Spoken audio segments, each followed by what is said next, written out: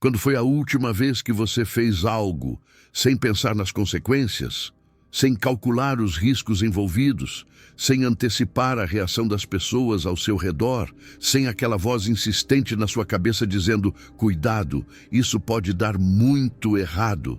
Se você não consegue se lembrar, este vídeo vai te mostrar exatamente o porquê.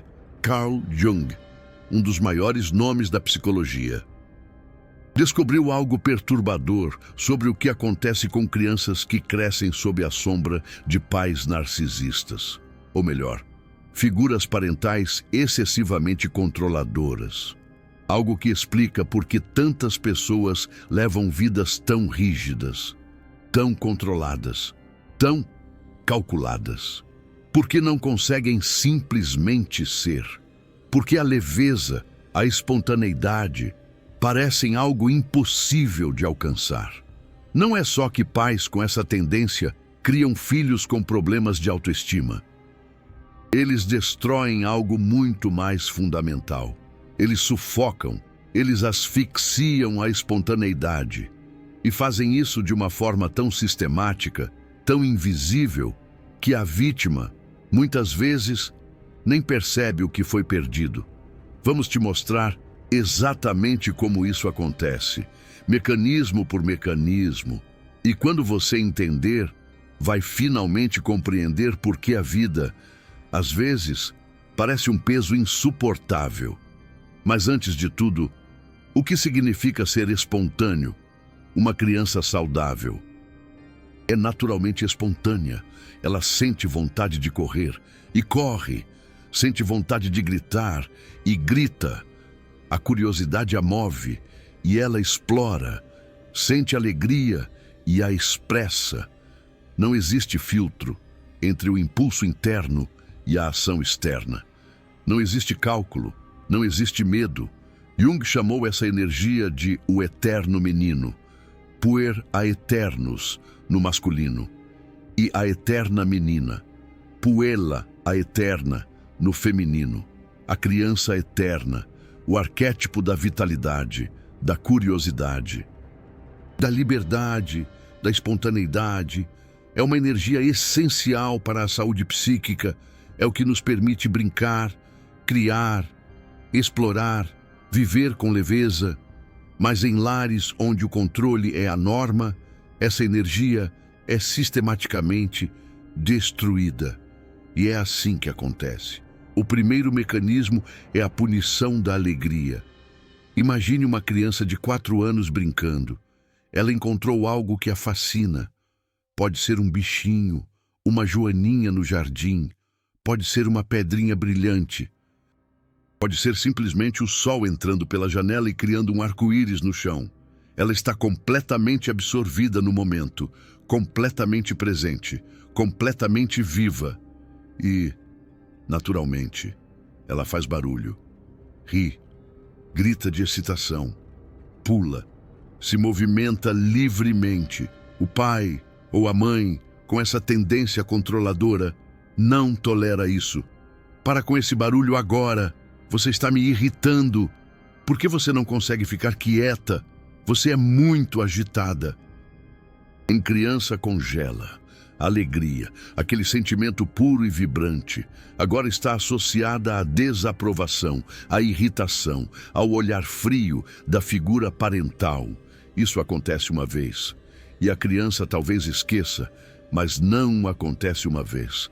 Acontece centenas de vezes, milhares de vezes ao longo dos primeiros anos. E o cérebro infantil aprende. Alegria espontânea é perigosa. Alegria espontânea causa desaprovação. Alegria espontânea significa perder a conexão com quem eu preciso para sobreviver. Então, a alegria vai para a sombra, não desaparece completamente.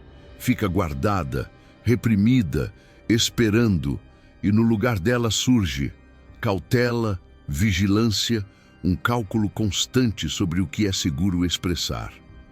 O segundo mecanismo é a ridicularização do entusiasmo. Uma criança de 6 anos descobre algo novo. Pode ser um livro, uma história que a transporta para outro mundo. Pode ser um jogo. um desafio que a faz pensar. Pode ser um interesse por dinossauros, por estrelas ou qualquer outra coisa que crianças amam descobrir. E ela quer compartilhar, quer falar sobre isso, quer mostrar. Ela corre até o pai ou a mãe, transbordando de entusiasmo. E o que ela recebe? Tá bom, tá bom. Isso de novo? Não. Você só fala disso. Que coisa chata. Ou pior, ridicularização direta. Que bobagem. Isso não serve para nada. Você devia estar estudando algo útil. O entusiasmo da criança encontra um muro de desinteresse, de invalidação, de vergonha, e ela aprende. Entusiasmo é ridículo. Entusiasmo é infantil. Entusiasmo deve ser escondido. Adultos que passaram por isso têm dificuldade de demonstrar empolgação. Mesmo quando algo bom acontece, eles mantêm a expressão neutra, controlada, porque em algum lugar profundo, o entusiasmo ainda está associado à vergonha. O terceiro mecanismo é a interrupção constante. Crianças precisam completar ciclos. Quando estão brincando, precisam brincar até estarem satisfeitas. Quando estão explorando, precisam explorar até que a curiosidade seja saciada. Quando estão criando, precisam criar até que a obra esteja completa em suas mentes. Pais com essa tendência controladora interrompem constantemente. Para com isso agora, guarda esse brinquedo. Vem fazer o que eu quero. Chega de brincadeira. Não porque a criança está fazendo algo errado, mas porque o pai ou a mãe precisa de atenção, precisa de controle, precisa sentir que é mais importante do que qualquer coisa que a criança esteja fazendo. E a criança aprende. Seus interesses não importam, suas necessidades são secundárias. Você existe para servir às necessidades dos outros, não às suas próprias. Adultos que passaram por isso têm dificuldade de se concentrar. Têm dificuldade de completar projetos. Têm uma ansiedade constante de que algo vai interromper, porque na infância, algo sempre interrompia. O quarto mecanismo é a exigência de perfeição. Espontaneidade é, por natureza, imperfeita. Quando você age sem calcular, comete erros. Quando você explora livremente, tropeça.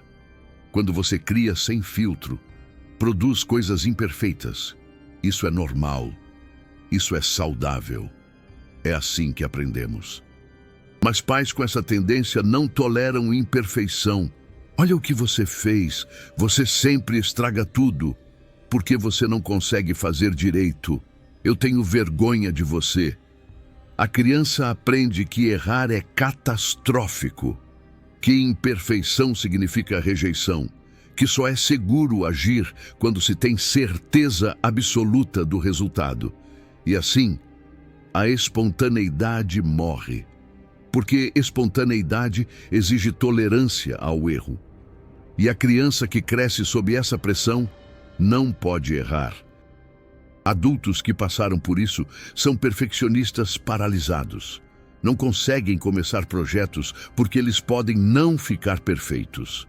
Não conseguem agir sem planejar exaustivamente. Vivem em análise perpétua porque a ação espontânea é aterrorizante. O quinto mecanismo é a imprevisibilidade emocional. Pais com essa tendência são emocionalmente imprevisíveis. Um dia estão de bom humor e toleram a criança. No dia seguinte estão irritados. E a mesma ação que ontem foi aceita, hoje é punida. A criança nunca sabe o que esperar. Nunca sabe qual versão do pai ou da mãe vai encontrar. Nunca sabe se o que está fazendo é seguro ou perigoso. E o cérebro infantil faz a única coisa lógica. Desenvolve hipervigilância, aprende a ler microexpressões, aprende a antecipar o humor do outro antes de agir. Aprende a calcular constantemente. Essa criança se torna um adulto que nunca relaxa, que está sempre escaneando o ambiente. que não consegue simplesmente estar presente, porque uma parte do cérebro está eternamente calculando riscos. Espontaneidade exige segurança, exige previsibilidade, e filhos criados sob essas condições nunca tiveram isso. O sexto mecanismo é a projeção da própria rigidez. Pais com essa tendência geralmente também tiveram a espontaneidade destruída na infância deles. Eles também vivem vidas rígidas, controladas, calculadas, e não conseguem tolerar nos filhos aquilo que foi proibido neles mesmos. Quando veem a criança sendo livre, sentem inveja, inconsciente, sentem raiva, sentem que é injusto aquela criança ter permissão para algo que eles nunca tiveram e projetam, atacam, destroem no filho exatamente o que foi destruído neles. Carl Jung chamou isso de projeção da sombra. A figura parental controladora não consegue tolerar ver no filho a energia viva que foi assassinada neles mesmos. E a forma de resolver esse desconforto é matar essa energia no filho também. Assim, o ciclo se perpetua, geração após geração de espontaneidade assassinada, geração após geração de adultos inflexíveis, criando crianças que se tornarão adultos inflexíveis. E o mais trágico, a maioria dessas crianças nem sabe o que perdeu, porque você não sente falta do que nunca conheceu. Você não lamenta a ausência de algo que foi roubado antes de poder nomeá-lo. Elas crescem achando que a vida é assim mesmo, pesada, calculada, vigiada. Acham que o peso que sentem é normal, que todas as pessoas vivem em estado de alerta constante, que a leveza que vem nos outros é superficialidade ou irresponsabilidade. E essa crença se torna uma prisão, porque se você acredita que a vida é naturalmente pesada, não busca leveza. Se você acredita que espontaneidade é imaturidade, não tenta recuperá-la. Se você acredita que vigilância constante é responsabilidade, não percebe que é trauma. Jung alertou sobre isso. Ele disse que as feridas que não reconhecemos são as que mais nos controlam. E a destruição da espontaneidade é uma ferida invisível. Não deixa cicatrizes físicas, não aparece em exames, mas define completamente como a pessoa vive. É como aquela música do Gonzaguinha, viver e não ter a vergonha de ser feliz. Só que nesse caso, a pessoa nem sabe que pode ser feliz de verdade. Agora deixa eu te mostrar os sinais de alerta, os indicadores de que a espontaneidade está sendo destruída em uma criança. O primeiro sinal é a criança que pede permissão para tudo, não apenas para coisas que exigem permissão, para coisas minúsculas. Posso pegar esse brinquedo que já é meu? Posso ir ao banheiro? Posso comer esse biscoito que você já disse que podia? Essa criança aprendeu que a autonomia é perigosa, que agir sem aprovação traz consequências, que é melhor perguntar do que arriscar.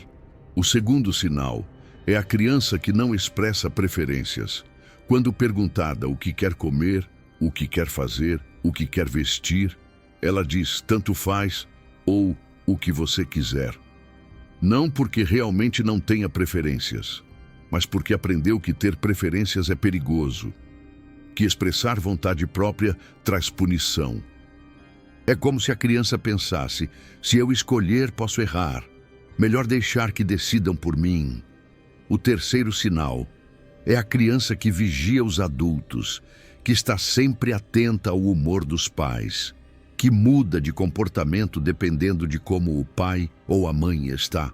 Essa hipervigilância é uma adaptação à imprevisibilidade. É a forma que o cérebro infantil encontrou de se proteger. É como um radar ligado o tempo todo, buscando evitar a explosão. O quarto sinal é a criança que não reclama, mesmo quando algo está errado, mesmo quando está sendo tratada injustamente, ela aceita, ela se adapta, Ela não faz barulho, porque aprendeu que reclamar é muito mais perigoso do que sofrer em silêncio. É aquela criança que engole sapos e mais sapos, até não aguentar mais. O quinto sinal é a criança que é elogiada por ser madura demais para a idade. Ela é tão comportada, tão responsável, tão séria. Parece um adulto pequeno. E os adultos elogiam isso, sem perceber que estão elogiando trauma. Estão elogiando uma criança que teve que matar a infância para sobreviver. É aquela criança que já nasceu adulta, sem ter tempo de ser criança de verdade.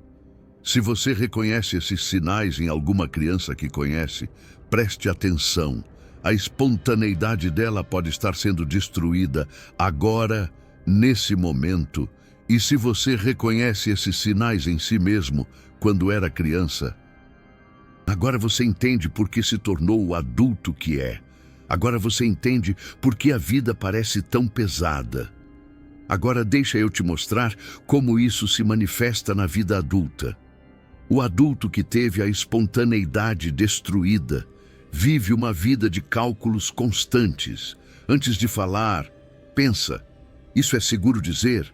Como vão reagir? E se eu disser errado? Antes de agir, planeja. Quais são os riscos? O que pode dar errado? Como minimizar danos? Antes de sentir, filtra. Essa emoção é aceitável? Posso expressar isso? O que vão pensar de mim é uma vida exaustiva, uma vida sem leveza, uma vida onde até as coisas boas vêm acompanhadas de ansiedade. Essa pessoa pode ter sucesso externo, pode ter carreira, dinheiro, relacionamentos, mas por dentro sente um peso constante, uma sensação de que a vida é mais difícil do que deveria ser, uma nostalgia vaga de algo que nunca conheceu, mas sabe que existe. Essa nostalgia é pelo eterno menino, pela criança eterna, pela espontaneidade que foi assassinada antes de poder florescer. É aquela saudade de algo que nunca viveu, mas que sabe que faz falta. E existem sintomas específicos. O primeiro sintoma é a incapacidade de brincar. Adultos saudáveis conseguem brincar, conseguem fazer coisas só porque são divertidas, sem propósito, sem produtividade, só por prazer. É como pular amarelinha ou soltar pipa, só pela alegria de fazer. Adultos com espontaneidade destruída não conseguem. Tudo precisa ter um motivo. Tudo precisa ser útil. Tempo livre causa ansiedade, porque não sabem o que fazer consigo mesmos. Quando não estão produzindo, é como se estivessem sempre com a sensação de que estão perdendo tempo. O segundo sintoma é a dificuldade de improvisar. Situações inesperadas causam pânico. Planos que mudam causam ansiedade. A necessidade de controle é absoluta, porque o imprevisível é aterrorizante. É como dirigir um carro sem freio. A qualquer momento você pode bater. O terceiro sintoma é a criatividade bloqueada. Criatividade exige espontaneidade. Exige permitir que ideias fluam sem julgamento. Exige brincar com possibilidades. Pessoas com espontaneidade destruída têm o crítico interno tão alto que nenhuma ideia sobrevive. Tudo é julgado antes de nascer. Tudo é censurado antes de existir. É como ter um sensor dentro da cabeça, que não deixa nada passar. O quarto sintoma é a inflexibilidade nos relacionamentos. Intimidade exige espontaneidade. Exige momentos não planejados. Exige se permitir ser vulnerável sem calcular. Pessoas com espontaneidade destruída criam relacionamentos inflexíveis, controlados, previsíveis, seguros, sim, mas sem a vitalidade que faz relacionamentos florescerem. É como um jardim de plástico, bonito, mas sem vida. O quinto sintoma é a sensação constante de peso. A vida parece mais difícil do que deveria. Mesmo coisas simples exigem esforço. Existe uma sensação perpétua de estar carregando algo invisível. Esse peso é o custo da vigilância constante. É a energia gasta calculando cada movimento. É o preço de viver sem espontaneidade. É como carregar uma mochila cheia de pedras o tempo todo. Mas existe um lugar onde a falta de espontaneidade é especialmente devastadora. Os relacionamentos românticos, intimidade verdadeira, exige espontaneidade, exige momentos não planejados, exige vulnerabilidade sem cálculo, exige se mostrar sem máscara, exige brincar juntos, rir juntos, surpreender e ser surpreendido.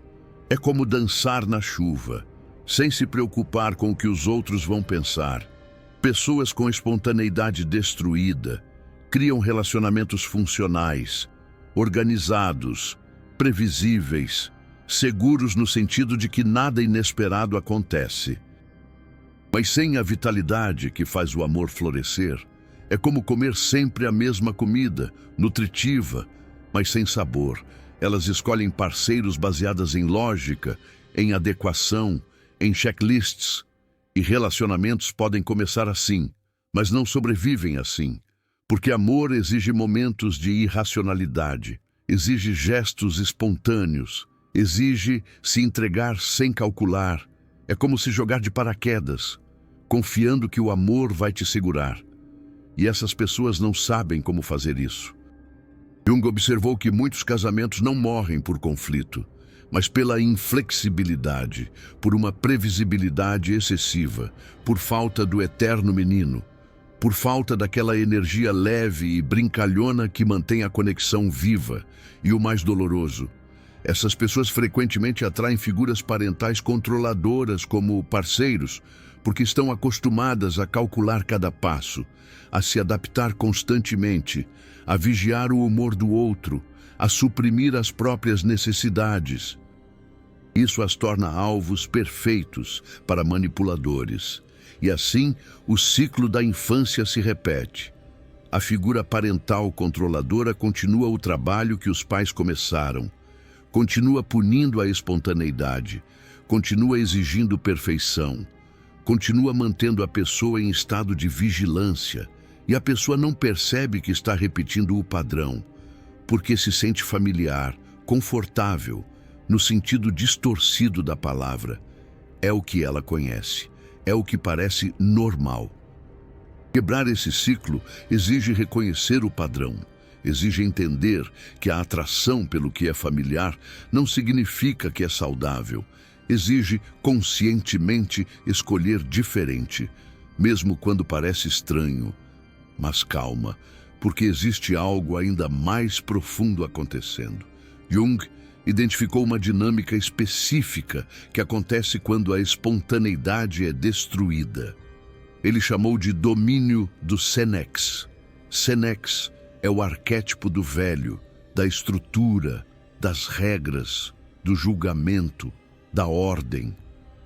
É um arquétipo necessário. Precisamos dele para ter disciplina, responsabilidade, maturidade, mas o Senex, saudável, vive em equilíbrio com o eterno menino. A seriedade equilibrada com a leveza, a estrutura equilibrada com a espontaneidade, a responsabilidade equilibrada com a brincadeira. Quando figuras parentais controladoras destroem o eterno menino, o Senex assume o controle total, e isso cria uma personalidade rígida, crítica, julgadora, séria demais, pesada demais. Essa pessoa se torna um adulto que parece ter 70 anos aos 30, que não sabe relaxar, que julga os outros pela mesma régua impossível que aplica a si mesma, que vê a vida como uma série de obrigações ao invés de uma aventura, que não sabe diferenciar o chique do brega. E existe uma ironia cruel aqui.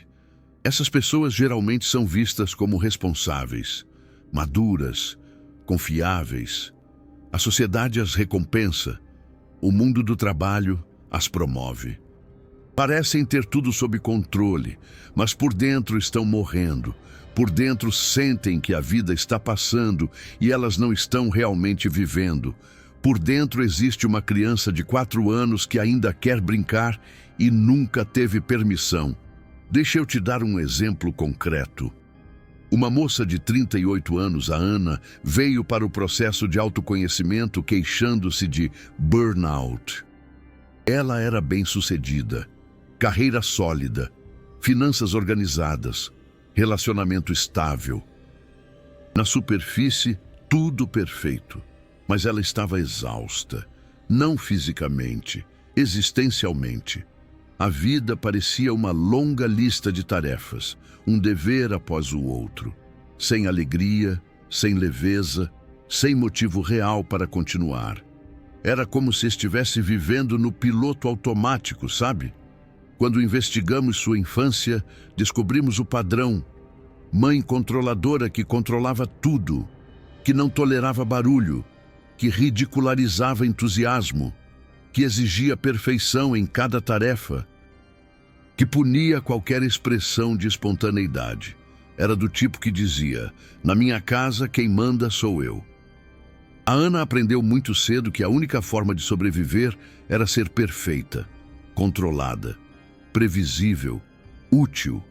Ela se tornou a melhor aluna, a funcionária mais dedicada, a esposa mais organizada, mas nunca se tornou ela mesma, porque o self espontâneo foi, de certa forma, sufocado ainda na infância.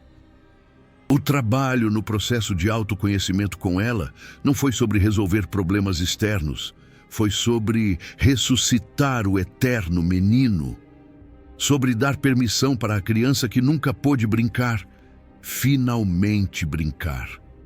Isso parece simples, mas foi aterrorizante para ela. Cada vez que tentava fazer algo espontâneo, a ansiedade disparava. A voz da mãe internalizada gritava, o medo de punição retornava. Era como se ouvisse a mãe dizendo: "Já te falei para não fazer isso." Mas aos poucos, com paciência, com repetição, algo começou a mudar.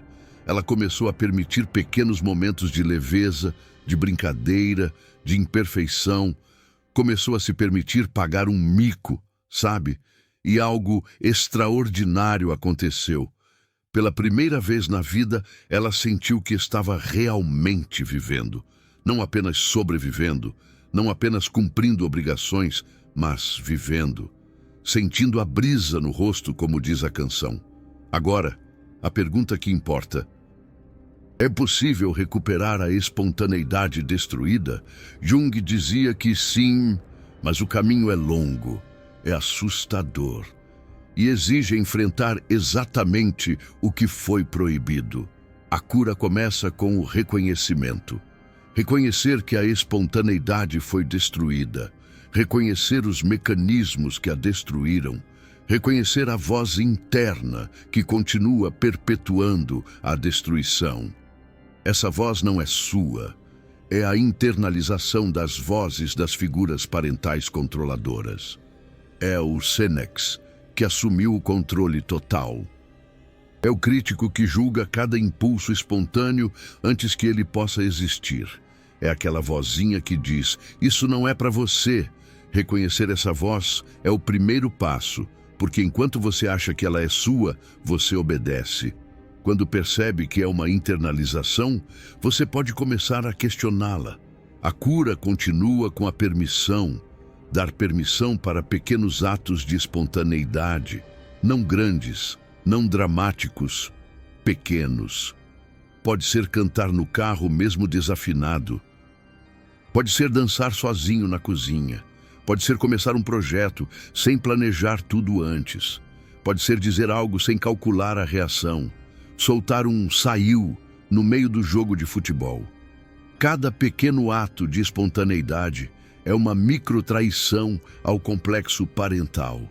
É uma forma de dizer para a criança interna que agora é seguro, que os pais não estão mais controlando, que a punição não virá mais. É como dizer: Agora eu faço o que eu quero. A cura passa por tolerar o desconforto. Porque no início, a espontaneidade vai causar ansiedade, vai ativar o medo antigo, vai fazer a voz crítica gritar mais alto. Isso é normal, é esperado, é parte do processo. A ansiedade não significa que você está fazendo algo errado. Significa que você está desafiando uma programação muito antiga. E a programação resiste. Mas se você continuar, aos poucos ela enfraquece. A cura exige reparentalização. Dar para si mesmo o que os pais não deram. Criar um espaço interno onde a espontaneidade é permitida, onde erros são tolerados, onde a alegria não é punida. Isso pode parecer estranho, ser seu próprio pai ou mãe, mas é exatamente o que é necessário, porque a criança interna ainda existe, ainda está esperando permissão, ainda está esperando que alguém diga que é seguro ser livre. Esse alguém tem que ser você. E a cura culmina no que Jung chamou de integração do eterno menino e do Senex. Não é sobre destruir o Senex e viver apenas de espontaneidade. Isso seria outra forma de desequilíbrio. Seria como viver no mundo da lua. É sobre integrar os dois, ter estrutura e leveza, ter responsabilidade e brincadeira, ter seriedade quando necessário e espontaneidade quando possível. Essa integração é a marca da maturidade verdadeira. Não a maturidade falsa do Senex dominante, mas a maturidade real de alguém que pode ser sério e pode ser leve. Que pode planejar e pode improvisar, que pode trabalhar e pode brincar, que sabe que nem tudo que reluz é ouro. Isso é individuação, e isso é cura. Mas deixa eu ser honesto sobre o que esperar nesse processo. A recuperação da espontaneidade não acontece de uma vez, não é um momento de insight, onde tudo muda. É um processo lento, é uma maratona, não uma corrida de 100 metros, gradual, com avanços e retrocessos, sabe? Você vai ter dias onde consegue ser espontâneo, onde a leveza aparece naturalmente, onde a voz crítica fica mais baixa, e você vai pensar que finalmente conseguiu. E no dia seguinte, a ansiedade volta, a inflexibilidade retorna. A voz daquela figura parental controladora grita de novo, e você vai pensar que não avançou nada. Isso é normal, é como funciona. É o padrão de todo o processo de autoconhecimento para curar traumas de infância. É como tentar aprender a sambar. Um dia você arrasa, no outro, tropeça nos próprios pés. O que importa não é evitar os retrocessos. É não desistir quando eles acontecem. É entender que cada momento de espontaneidade, por mais breve que seja, enfraquece um pouco o complexo da influência parental. É como ir minando um castelo, tijolo por tijolo. Aos poucos, o equilíbrio muda. Carl Jung dizia que a individuação é um processo de toda a vida.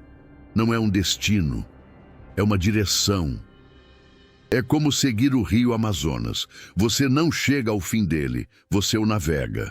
E você avança na direção certa cada vez que escolhe espontaneidade ao invés de cálculo. Cada vez que permite alegria ao invés de medo. Cada vez que age antes de ter certeza absoluta. É como pular de paraquedas. Você não vai esperar ter 100% de certeza de que vai dar tudo certo, senão nunca pula. E existe algo que pode ajudar muito nesse processo. Testemunhas. Pessoas que viram você ser espontâneo e não te puniram. Pessoas que riram com você quando você fez algo inesperado. Pessoas que celebraram sua alegria ao invés de ridicularizá-la. Sabe aquela roda de samba onde ninguém te julga por errar um passo? É disso que eu estou falando. Essas experiências são corretivas. Elas mostram para o cérebro que o perigo não é real, que as consequências terríveis que você aprendeu a esperar não vão acontecer, que existem pessoas seguras no mundo, pessoas que te estendem a mão ao invés de te empurrarem. Buscar essas pessoas, cultivar esses relacionamentos. E isso acelera o processo de autoconhecimento mais do que qualquer técnica individual. É como ter amigos para te darem força na academia. É importante entender também que curar a espontaneidade destruída não significa se tornar impulsivo. Não significa abandonar toda a cautela. Não significa viver sem responsabilidade. Não é virar o malandro que não está nem aí para nada. Significa ter escolha. Significa poder ser cauteloso quando necessário e espontâneo quando possível. Significa que o cálculo se torna uma ferramenta ao invés de uma prisão. Significa que você controla a vigilância ao invés da vigilância controlar você. É como aprender a dirigir. No começo você precisa pensar em tudo, depois vira automático. E essa é a diferença entre o adulto integrado e a criança ferida. A criança ferida não tem escolha. A reação é automática. O medo é constante. O cálculo é compulsivo. É como um cachorro que foi treinado a ter medo de tudo. O adulto integrado escolhe. Pode calcular quando faz sentido. Pode ser espontâneo quando é seguro. Pode navegar entre os dois com flexibilidade, com liberdade. É como um surfista que sabe quando pegar a onda e quando esperar. Essa liberdade é o que foi roubado de você na infância. E essa liberdade é o que você pode recuperar agora. Este vídeo existe porque existem pessoas que escolhem trazer luz às sombras familiares. Cada minuto de conteúdo como este exige pesquisa profunda em Jung, em psicologia do desenvolvimento, em dinâmicas de trauma. E fazer isso enquanto algoritmos favorecem o superficial não é fácil. É como remar contra a maré. Os supertanks ali embaixo não é apenas apoio financeiro. É você dizendo que essa verdade sobre como figuras parentais, controladoras, destroem a espontaneidade precisa ser conhecida. Quando você clica naquele coração dourado, você ajuda outras pessoas que estão vivendo vidas inflexíveis e pesadas a encontrarem o que você encontrou aqui. Você faz parte de quem está quebrando ciclos geracionais. Você se torna um agente de transformação. Se você chegou até aqui, provavelmente reconheceu algo de si mesmo no que eu disse. Provavelmente sentiu aquela sensação de que sua vida é mais pesada do que deveria ser. Provavelmente percebeu que a espontaneidade que você vê em outras pessoas é algo que você perdeu em algum momento. É como sentir falta de um tempero que você amava. Mas ela não está perdida, está guardada, na sombra, esperando. O eterno menino nunca morreu. Ele só foi proibido. E agora você pode dar permissão para ele voltar, para ele brincar de novo. Comenta aqui embaixo quando foi a última vez que você fez algo verdadeiramente espontâneo, sem calcular, sem planejar, sem medo. Se você não consegue lembrar, escreve isso também, porque nomear o problema é o primeiro passo para resolvê-lo. É como admitir que você precisa de ajuda. Você não precisa continuar vivendo uma vida inflexível. Você não precisa continuar carregando o peso da vigilância constante. Você pode recuperar a leveza. Você pode resgatar a criança que foi proibida de brincar. É como libertar um passarinho da gaiola. E isso começa agora, com uma pequena permissão, com um pequeno ato de espontaneidade, com a escolha de parar de obedecer à voz que sempre disse não. É como desafinar o coro dos contentes. O eterno menino está esperando. A espontaneidade está guardada. E a vida leve que você sempre sentiu que deveria existir é possível. A escolha é sua. E ela começa agora.